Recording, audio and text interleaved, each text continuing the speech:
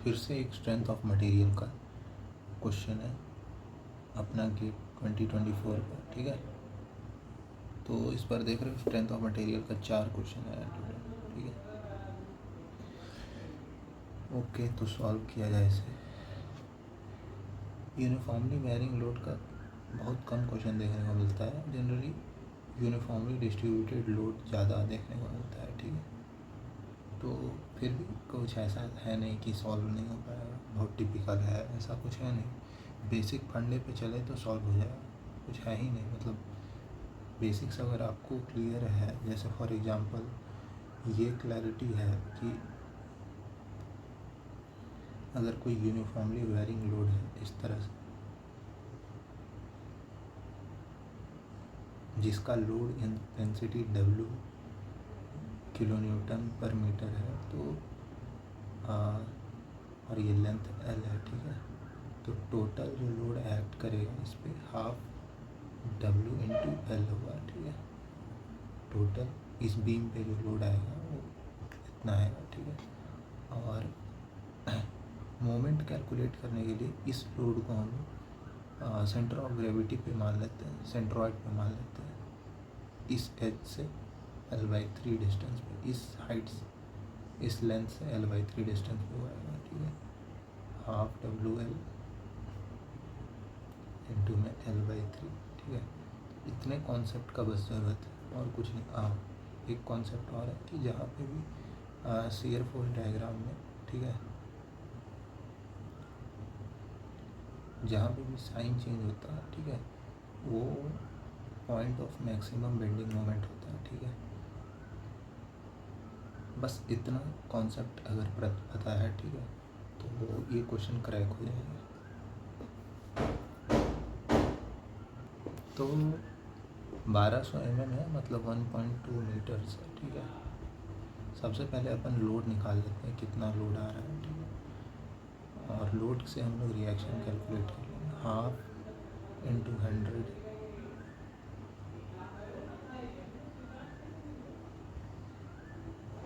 Into 1.2। ये शायद ये किलो न्यूटन होना चाहिए मेरे हिसाब से, हाँ किलो न्यूटन ही होगा, ठीक है। इंटू 1.2, ठीक है।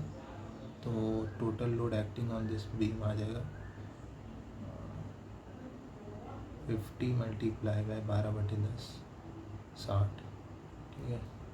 अब यहाँ पे एक रिएक्शन यहाँ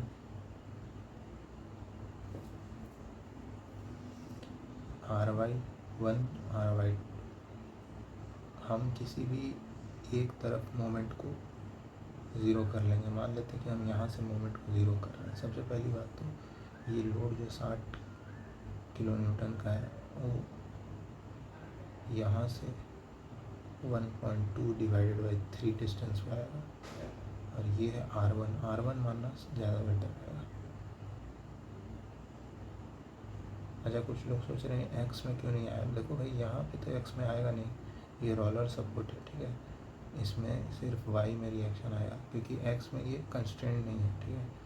यहाँ पे एक्स में आना चाहिए था, पर sigma F X equal to 0 करेंगे तो आर एक्स 0 हो जाएगा, सिंपल सा बात है। यहाँ पे R2, इसके अबाउट बैलेंस कर लेते हैं, ठीक है।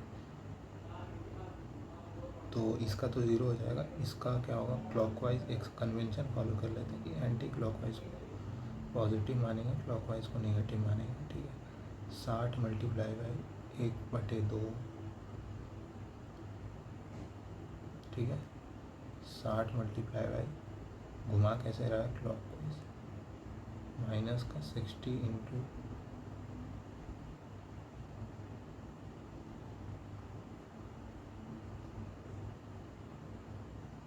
ठीक है। ये कैसे घुमा रहा है, एंटी क्लॉक।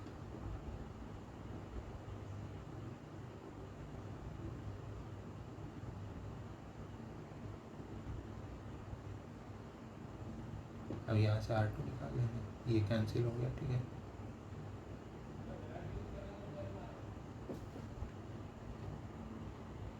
अच्छा सॉरी, यहाँ पे 1.2/3 गलती से लिखा गया, यहाँ पे 1.2 होगा क्योंकि इसका यहाँ से डिस्टेंस कितना है 1.2। ठीक है, अब इसको सॉल्व करेंगे तो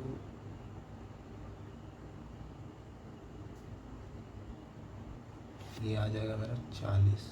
ठीक है, ये 40 है, ये है 20। रिएक्शंस निकल गया। अब इसका शियर फोर्स डायग्राम बनाते हैं। ठीक है, या फिर बेटर होगा कि किसी एक्स डिस्टेंस पे शियर फोर्स क्या आ रहा है वो लिख लेते हैं। ठीक है, तो हम लोग ऐसा मानते हैं कि यहाँ से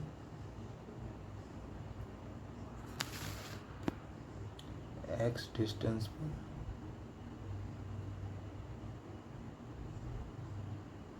हम लोग जो है शियर फोर्स का इक्वेशन लिख रहे हैं। ठीक है, ये R1 कितना है, ये है 20। ठीक है, और ये यूनिफॉर्मली वेरिंग लोड है। इस पार्ट को अभी हम नहीं देख रहे हैं। तो वो यहाँ पे शियर फोर्स देखना है तो चाहे इस साइड से देखो या इस साइड से देखो, कहीं से भी देख सकते हो। ठीक है, तो सबसे पहले तो लोड यहाँ का लोड इंटेंसिटी भी मेरे को चाहिए होगा। ठीक है, तो तभी तो एरिया निकलेगा। तो ये कितना लेंथ होगा, ये वाला लेंथ कितना था 100 था, 100/1.2। सिमिलर ट्रायंगल से ये लेंथ निकाल लेंगे, कितना आएगा 100x/1.2।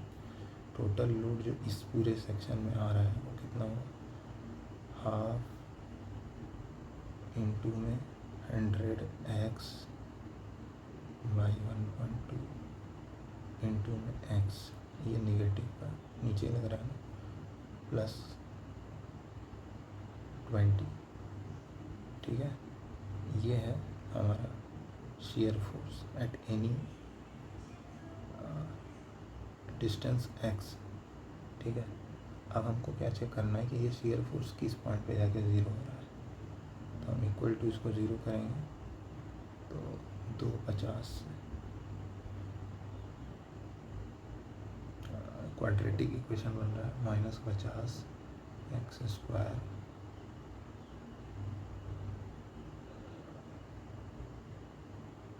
-24। ये आ रहा है मेरा 0.69। अब ये है मैक्सिमम बेंडिंग मोमेंट वाला लोकेशन। अब यहाँ पे बेंडिंग मोमेंट हमको चाहिए होगा जो कि 0.69 डिस्टेंस अपार्ट है उस तरफ से जहाँ पे रिएक्शन 20 है। ठीक है, अब वही चीज़ यहाँ पे भी इस पॉइंट पे हमको बेंडिंग मोमेंट निकालना है। इधर से निकालो चाहे इधर से, मैं इधर से निकालूंगा। ठीक है, बेसिकली देखो एक साइन कन्वेंशन फॉलो करो। ठीक है, 20 मल्टीप्लाई बाय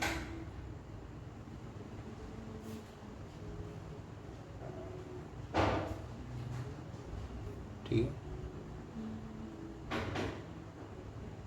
माइनस का इसका लोड कितना आएगा अब इस पोर्शन का देखेंगे हम लोग। ठीक है, 1/2 इंटू में 0.69 टू 100 टू 0.69 अपॉन का 1.2। ठीक है, ये तो लोड आ गया। अब इंटू डिस्टेंस भी करना पड़ेगा।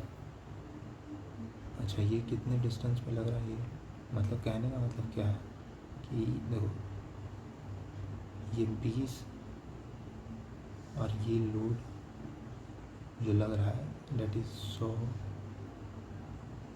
Into 0.69 divided by 1.2 multiplied by 1/2 into 0.6। ये टोटल लोड जो भी है वो इस डिस्टेंस से, मतलब टोटल लेंथ 0.69 है, यहाँ से 0.69/3 डिस्टेंस पे है। ठीक है, तो ये फैक्टर मल्टीप्लाई करना भूलना नहीं है। ठीक है,